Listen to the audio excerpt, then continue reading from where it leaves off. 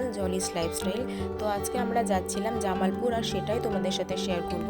আজ ছিল বুদ্ধ পূর্ণিমা, আর আজকের দিনে জামালপুরে খুব বড় একটা মেলা হয়। তো আমরা সেই মেলাটাই দেখতে যাচ্ছিলাম আমি আর দিদি। তার জন্য প্রথমেই আমরা চলে গেছিলাম গঙ্গার পাড়ে। তারপর সেখান থেকে নৌকা করে ওপারে যাওয়ার জন্য আমরা নৌকা আসার অপেক্ষা করছিলাম। তারপর দেখলাম প্রচুর মানুষ গঙ্গা স্নান করছে এবং তারপর বাবার মাথায় জল ঢালছে। অন্যদিন আমরাও জানো তো স্নান করতে গেলে স্নান করার পর বাবার মাথায় জল ঢেলে তবেই আমরা বাড়ি ফিরি। তারপর দেখতে দেখতে নৌকা চলে আসলো, আমরা নৌকাতে উঠেও পড়লাম, আর সবাই বাইক সাইকেল যা যা ছিল সব কিছু নিয়ে নৌকাতে উঠে পড়লো।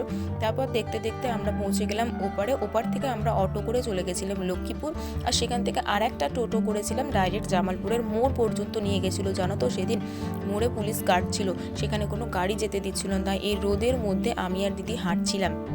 শুধু আমরা একাই না, দেখো কত মানুষ আমাদের সাথে হাঁটছে। আর জানো তো এত রোদ হবে আর এতটা হাঁটতে হবে সেটা আমরা জানতাম না, তাই আমরা ছাতাও নিয়ে যাইনি, কষ্ট করে এই রোদের মধ্যে হাঁটছিলাম। এখনো পৌঁছাতে পারিনি, অনেকটা হেঁটে আসলাম, তাও এখনো পৌঁছাতে পারলাম না। এখনো পৌঁছে, এবার পৌঁছাবো, প্রচণ্ড গরম করছে।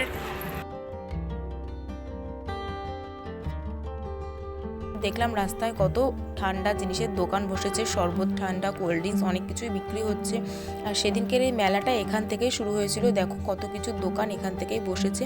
আর এই মেলাটাই জানো তো এই প্রথম আমি আর দিদি আসলাম। এর আগে অবশ্য জামালপুর এসেছিলাম, কিন্তু অন্য দিনে, এই মেলার দিনে আসিনি।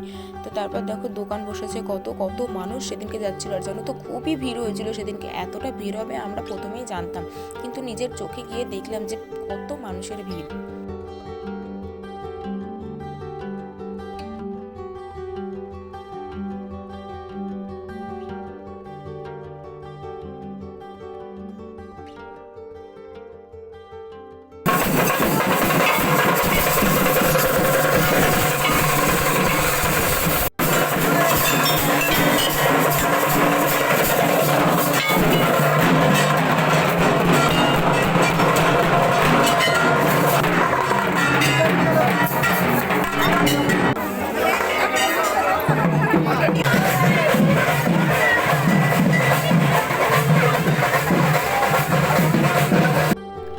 কত আওয়াজ হচ্ছিল চারিদিকে, ঢাক ঢোল বাজার, পুজোর কত আওয়াজ হচ্ছিল।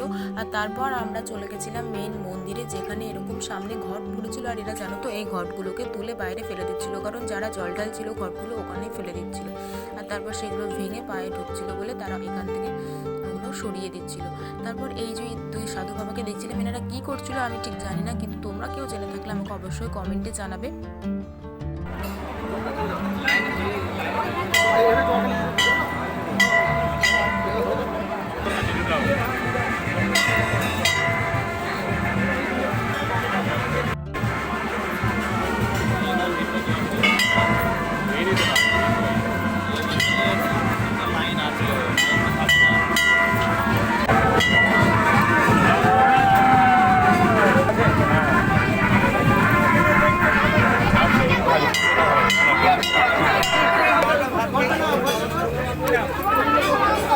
এখানে এসে দেখি যে একটা মাচার উপরে পুরোহিতরা বসে পুজো দিচ্ছে, আর একটা পাইপ করে দিয়েছে যার মাধ্যমে জলটা এসে বাবার মাথায় পৌঁছাচ্ছে।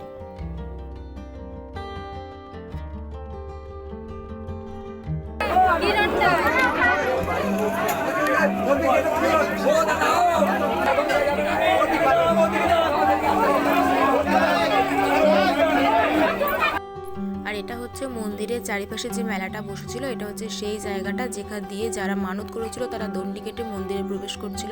তারপর আমরা একটা গাছের নিচে খানিকক্ষণ বসে থাকার পর তারপরে আমরা বাড়ি ফেরার জন্য রওনা হয়েছিলাম। আর মন্দিরের আশেপাশে যে মেলাটা বসেছিল সেখানেও আমরা ঘুরে দেখেছি, কয়েকটা জিনিসও কিনেছি। আর তারপর পাটুলি স্টেশন দিয়ে আমরা বাড়ি ফিরছিলাম, যেখানে দেখলাম সন্ন্যাসীরা লাঠি খেলা দেখাচ্ছে। আর প্রচণ্ড জোরে ব্যান্ড বাজছিল, যার কারণে কিছুই শোনা যাচ্ছিল না।